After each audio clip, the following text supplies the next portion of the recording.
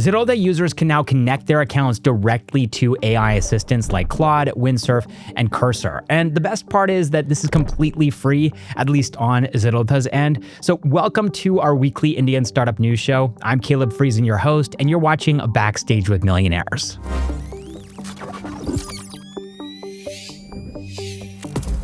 Now, before we jump into the news, this channel is part of the 01 network by Zerodha.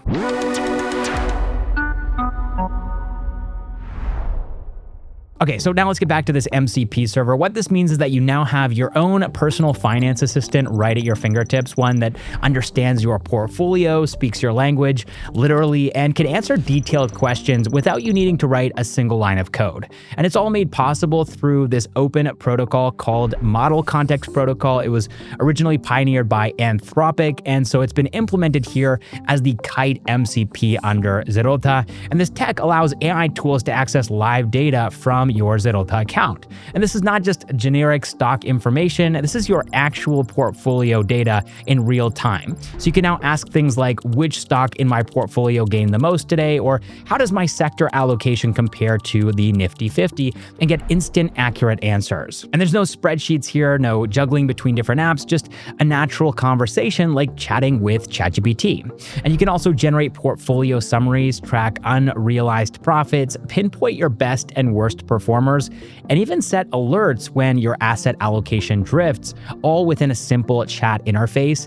And here's the important part, it's built with privacy in mind. So these AI assistants only access the data that you explicitly authorize, so your login credentials are never going to be shared, and all actions are read-only, so there's really no risk of unintended trades here. And so with this move, Zerodha is doing something that's pretty revolutionary. They're making AI-powered financial insights accessible to everyday investors without adding cost or complexity. It's fast, it's flexible, and it puts smart portfolio management just a conversation away. And if you're interested in setting this up for yourself, Zerodha has shared a detailed blog with step-by-step instructions.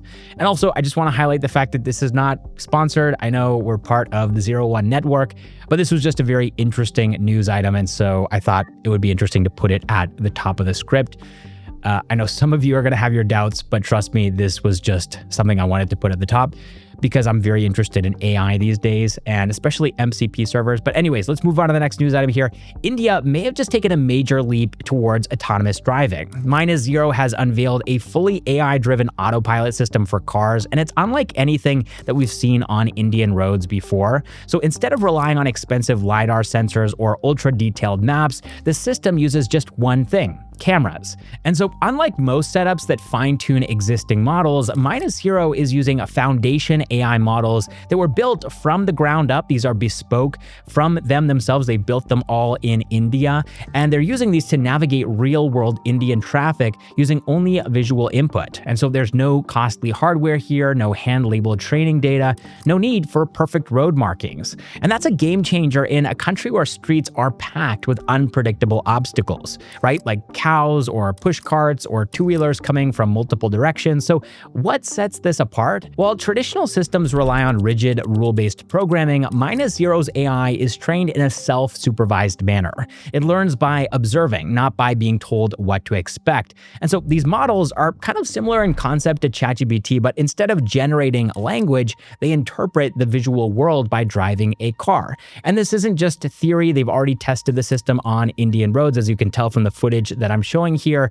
And this isn't Zero's first step into autonomy either. They previously demoed India's first fully driverless campus vehicle, but this new platform takes things much further. It's a full-stack, production-ready autopilot system built specifically for the dense, chaotic realities of Indian traffic. And currently it's operating in a hands-off, eyes-on phase, so a safety driver is still required, but Zero says it's working with a couple of large automakers and expecting this to be production-ready within 2 years. And they're not just building the driving software here, they're actually creating an entire in-house ecosystem, everything from generative AI-powered simulation environments to custom onboard software and vision language models for better decision-making. And here's the bigger picture. Most advanced driver assistance systems like Tesla's full self-driving or GM's Super Cruise, well, they're made for well-structured, predictable traffic in developed countries, but over 85% of global road accidents actually happen in emerging markets like India. And so that's the real challenge here, and the opportunity that Minus0 is tackling head on. They're not adapting foreign tech to Indian roads. They're building solutions from scratch for India in India. And with this launch, India's autonomous driving future isn't just catching up, it might actually be setting the pace. All right, next up in the news, Bhavesh Agrawal has announced on X that deliveries for Ola's much-hyped Roadster X electric motorcycle are going to begin this Friday. So by the time you're watching this video, deliveries should have already actually started. They should be underway. And this will come as a huge relief for Ola customers because they've been waiting for quite a while. This update comes after multiple delays that left early buyers frustrated and in the dark for months. The Roadster X was originally launched back in February with deliveries promised from mid-March, but that timeline was pushed to April and then again to mid-May. And now here we are at the very end of May, hoping that Ola finally follows through and doesn't push this any further. Unfortunately, this isn't a one-off situation. Ola has a history of missed timelines, especially during its earlier scooter launches, which also drew backlash from buyers. And these delays couldn't have come at a worse time for the company. In just 1 year, Ola's market share in the electric scooter segment has dropped dramatically from 52% to just 22%. And legacy players like TVS and Bajaj have quickly closed the gap and are taking a major share of the market. The Roadster X is supposed to be Ola's big comeback, and it comes with 3 battery variants, 2.5, 3.5, and 4.5 kilowatt hours, with a claimed range of up to 252 kilometers. Prices start at 74,999 rupees, and on paper, it offers solid performance and features, but at the end of the day, strong specs and competitive pricing don't matter if the product never actually reaches buyers, right? So let's see if the Roadster X finally hits the road, this time for real. But now let's move on to the next news item here, because logistics unicorn Shiprocket has filed confidentiality papers with SEBI for its IPO, and they're expected to raise anywhere between 2,000 and 2,500 crore rupees. About 1,000 to 1,200 crore rupees of this is going to be fresh shares, while the remaining will be through an offer for sale portion. And despite reporting a net loss of 595 crore rupees in FY24, up from 341 crore rupees in FY23, Shiprocket has managed to cut its cash burn in half and turned profitable in the first 2 quarters of FY25. And the company's newer verticals like cross-border and checkout are growing rapidly, clocking 70 to 100% year on year, and now contribute around 20% of total revenue. And just recently, they launched India's first AI-integrated model context protocol server, and this tech enables AI agents to handle operations like rate checks and order tracking using a single line of instruction. No manual inputs, no dashboards. And it's a major play for the D2C and MSME space. All right, now let's move into some quick news updates here. First of all, Zomato has introduced a long-distance service fee of 15 rupees per order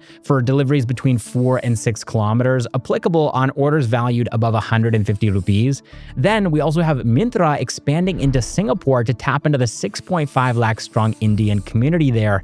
And then finally, Maharashtra's new cab policy mandates a 10% fine for driver cancellations. It also caps surge pricing and enforces fair wage and safety standards, directly impacting app-based aggregators like Uber, Ola, and Rapido. And speaking of Uber here, also the CCPA, the Central Consumer Protection Authority, has issued a notice to Uber over its advanced tip feature, calling it unethical for encouraging faster pickups in exchange for upfront tips, prompting regulatory scrutiny of similar practices by Ola and Rapido. All right, now let's move into the funding news segment for today's video. This week, Indian startups raised a total of $211 million, which is higher than last week's $133.5 million, and it's also above the trend line. So let's take a look at some of the companies that raised funds this week.